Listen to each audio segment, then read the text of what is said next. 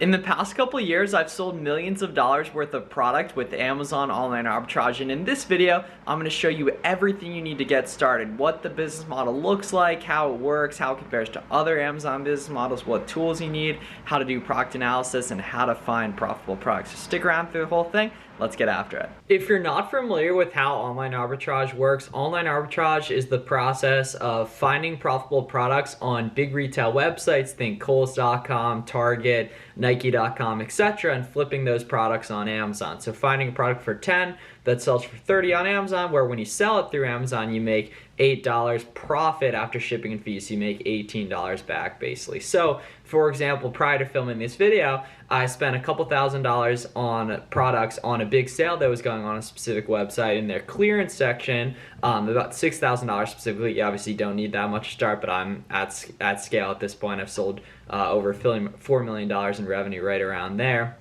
And I spent $6,000 and I'm gonna make about $4,000 profit on that. The ROI was actually over 50%, which is really, really high. For online arbitrage, typical ROI is like 30 to 40% in terms of like building a nice little sustainable arbitrage business. But basically it's the process of buying product from big retail websites, flipping them on Amazon's platform, Target, Kohl's, Nike.com, etc. Like anywhere that's a big retailer online, basically. That differs from the other Amazon business models. There's a couple specific ones. So the first one is retail arbitrage. So retail arbitrage is the process of doing the same thing I just mentioned with online arbitrage, except going in store and doing it at Target, doing it at Walmart, doing it at Nike outlets. And while this is a very good business model and you can totally do it and make money, I do it from time to time as well. Online arbitrage is more scalable, it's work from home, and I just think overall it's a better business model in that you don't have to leave your house, you can work from home, etc. And it's a lot more scalable in a sense that you might only go to a store and find 5 of a specific product. When online, there's a good chance they have hundreds on that website, and it just gives you a lot more vast opportunity basically, and it's not limited by your time, it's limited by your skill. And the value of your time goes up over time, and it doesn't necessarily go up in terms of the earning potential with RA at least that much.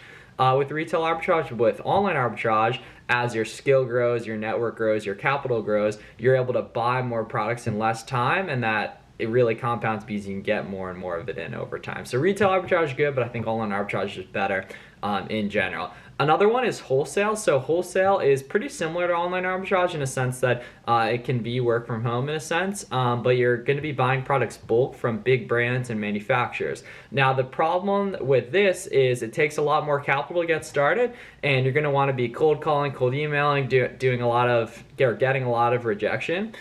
Basically, and I don't think that makes sense for beginners. We have tons of sellers on our Buy Box Bandits podcast that are very successful with wholesale, and I'm planning on starting to do some wholesale myself, but I don't think it makes as much sense for beginners because it's a lot harder to get started. There's a lot of lead time, and you can't really make money as quick, and while it is very scalable over time, it's going to take a lot of capital and a lot of upfront work in terms of like some legal work and stuff like that to ultimately get started. So I don't think it's as good for online arbitrage as online arbitrage for beginners, but feel free to check out the Buy Box Bandits podcast and some other videos on my channel if you want to learn a little bit about wholesale right there. The last other business model that's allowed on Amazon, drop shipping is not allowed. Don't buy anything. If people are telling you you can drop ship on Amazon, you're not allowed to.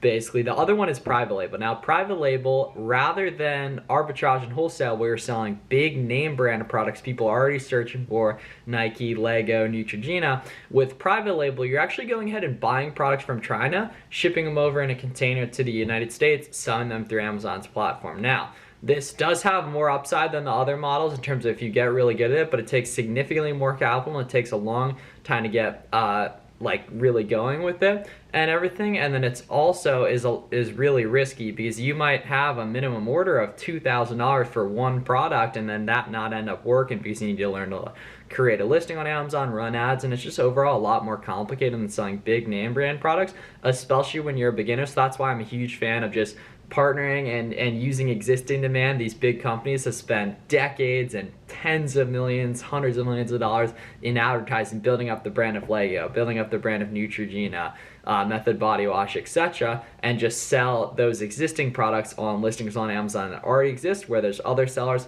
happily making money on it. The price, basically, the sales rotate between the different sellers that are priced competitively and everything like that. So that's the other models and how they work, basically.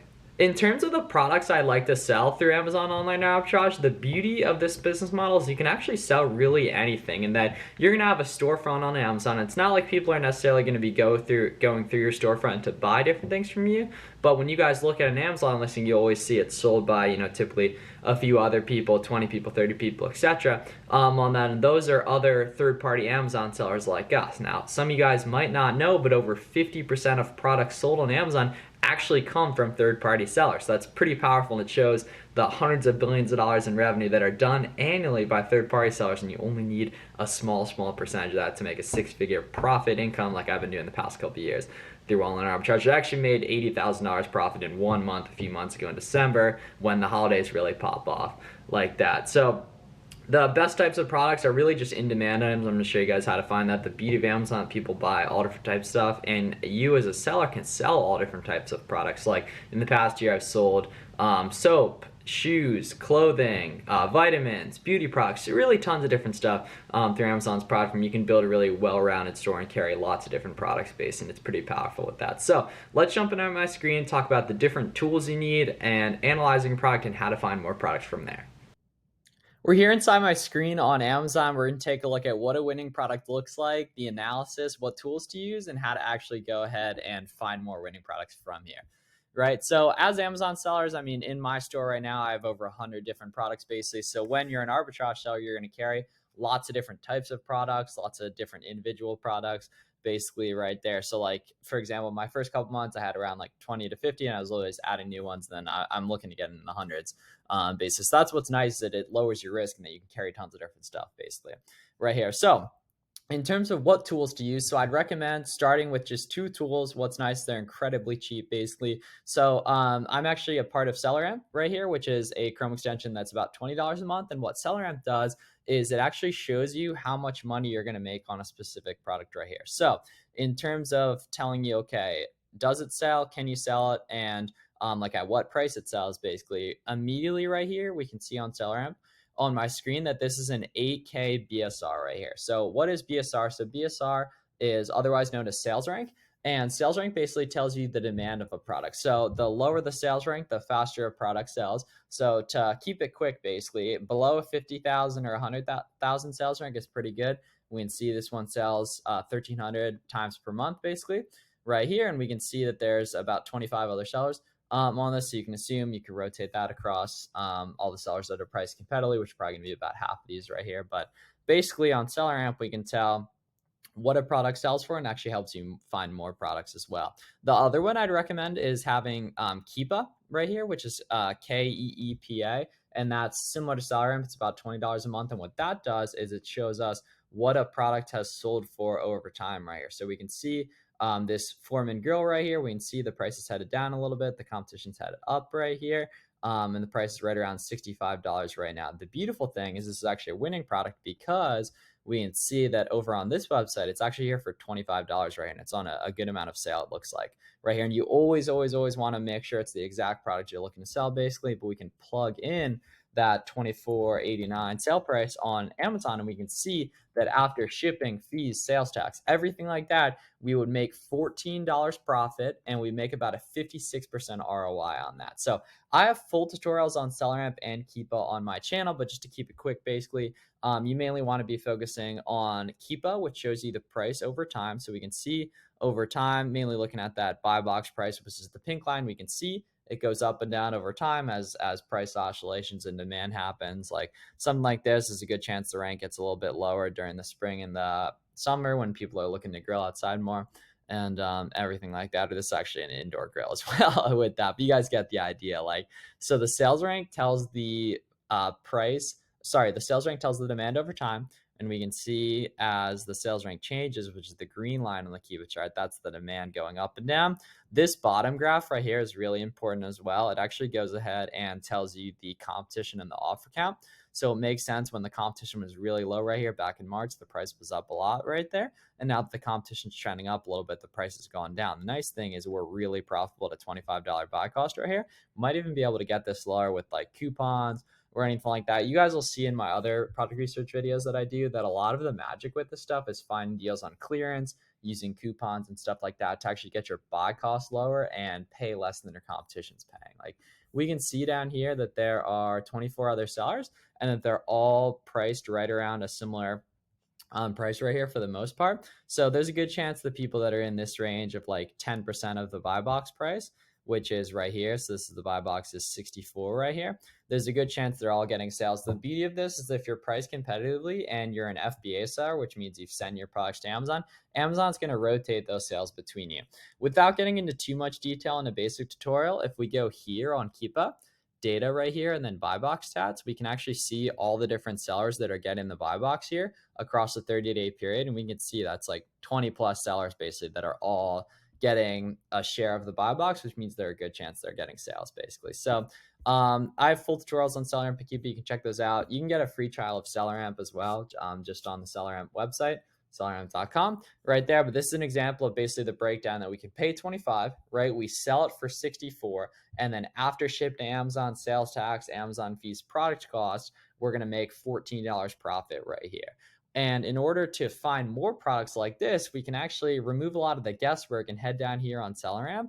And we can go ahead here and open up the storefronts of other sellers that are selling this product and actually see other products they're carrying basically. So now inside the storefront search on SellerAmp, we can see what products another seller is carrying, what brands they're carrying, etc. right there. And that's going to remove some of the guesswork in terms of taking a look at other products that we can go ahead and sell. Basically, I know some of you guys are worried about ungating watching this video. Luckily, ungating is really, really easy these days. I have the link in the description to my ungating tutorial. So basically, any of this stuff you'll be able to sell pretty much from the get-go, because we know if other people are selling it, they're doing it to make money, they're clearly ungated, and we know that we can get ungated as well. So in terms of finding more products, what I recommend doing is you can use legit this product as a starting point right here. Is once you have SellerAmp, you can scroll down and see the offers and then open up the competition and go ahead here and take a look at the different products these sellers are carrying right here and everything like that. And we can see the different products they're carrying, the different brands they're carrying. You can filter into the specific ones